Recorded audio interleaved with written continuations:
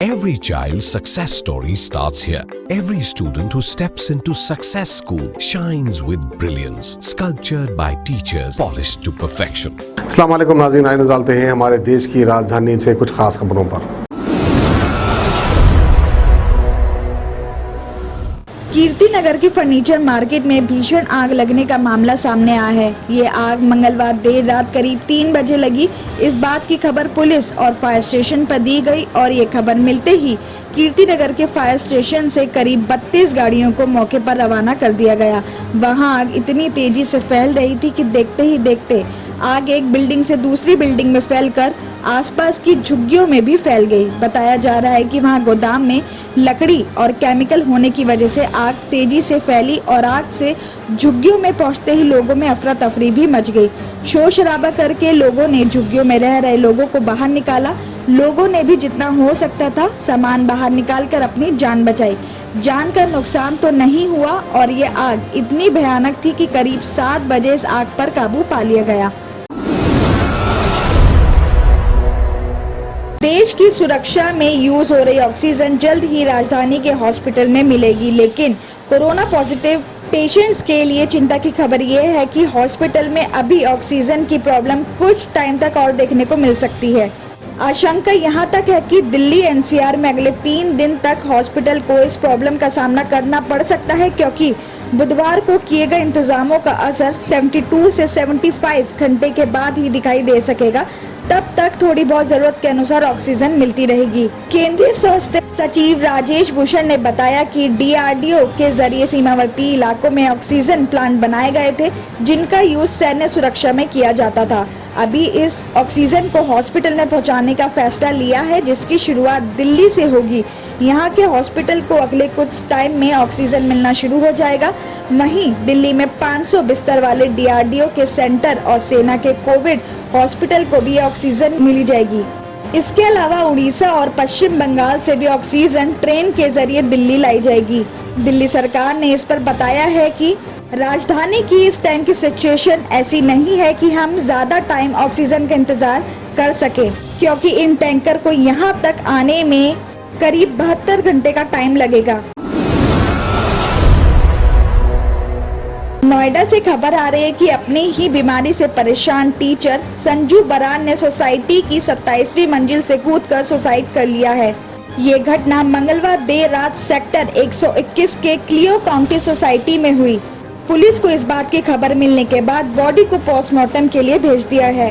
Police इस मामले की जांच कर रही है और पता चला है कि संजू बरार सेक्टर 51 के एक गवर्नमेंट स्कूल में टीचर थी और पिछले काफी टाइम से बीमार भी चल रही थी। इसी वजह से मेंटली परेशानी से गुजर रही थी। घर वालों ने उन्हें कई बार समझाया था। पुलिस का कहना है कि जांच में लग रहा है कि वो मेंटली काफी परेशान थी, इसी वजह से उन्होंने सुसाइड किया है। हालांकि मामले की जांच की जा रही है। इसी खबर के साथ आपको ये भी बता दें कि सेक्टर 121 के होटल की 5वीं मंजिल से कूदकर दिल्ली की रहने वाली शेफाली ने भी सुसाइड कर लिया है। वहीं इस दूसरे मामले में मयूर विहार फेज 3 दिल्ली की रहने वाली शेफाली सोमवार दोपहर घर से किसी काम से बाहर निकली थी। जब देर शाम तक नहीं लौटी तो उनके घर वालों ने कहीं जगह ढूंढा। इसके बाद शेफाली के दोस्त सुशांत से उसके बारे में पता चला कि शेफाली सेक्टर 121 के ओयो होटल में रुकी हुई हैं। इसके बाद मंगलवार देर रात उसके घर वाले होटल पहुंचे तो वहां पता चला कि शेफाली ने 5वीं मंजिल से कूदकर सुसाइड कर लिया है। सुशांत भी वहीं था। उनकी फैमिली पहुंचते ही पुलिस बॉडी को अपने कब्जे में लेकर पोस्टमार्टम के लिए भेज चुकी थी। मृतका के पिता ने शेफाली के बॉयफ्रेंड रॉबी पर आरोप लगाया है कि उसके परेशान करने की वजह से ही उनकी बेटी ने सुसाइड किया है। पुलिस ने रॉबिन के खिलाफ आत्महत्या के लिए उकसाने की रिपोर्ट भी दर्ज कर ली है। गुरुग्राम से खबर है कि कोरोना संक्रमण के बढ़ते मामलों को देखते हुए एक तरफ तो पुलिस बिना मास्क वाले लोगों के चालान कर रही है, तो वहीं दूसरी तरफ जिनके पास चालान के पैसे नहीं है उन्हें मास्क दे रही है। इसके बाद भी लोग अपनी जान से खेल रहे हैं। बेपरवाह लोग बिना मास्क लगाए और फिजिकल डिस्टेंसिंग को ध्यान में ना रखते हुए सड़कों पर घूम रहे हैं। ऐसे में अब प्रशासन सख्त कार्रवाई कर रही है।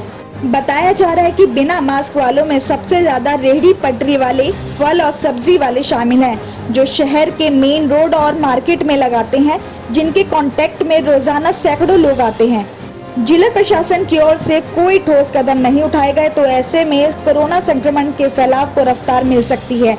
हालांकि जिला प्रशासन ने बिना मास्क वालों के खिलाफ चालान काटने की कार्रवाई सिर्फ चौक चौराहों तक ही सीमित होकर रह गई है, क्योंकि ट्रैफिक पुलिस चौक पर ही बिना मास्क वालों और वहां से आने जाने वाले लोगों के चालान काटते हैं, जबकि नगर निगम गुरुग्राम की टीम कहीं पर भी पैदल बिना मास्क वालों के चालान काटती दिखाई नहीं दे रही है। अगर नगर निगम की टीम वहां के मार्केट्स में चालान काटे दिखे तो यहां आने वाले कोविड के रूल्स को फॉलो करते भी लोग दिखाई देंगे, क्योंकि वहां के लोगों में चालान काटने का डर भी नहीं रहता, क्योंकि शाम को नगर निगम या पुलिस की ड्यूटी खत्म होने के बाद शहर में चालान अभियान नहीं चलता।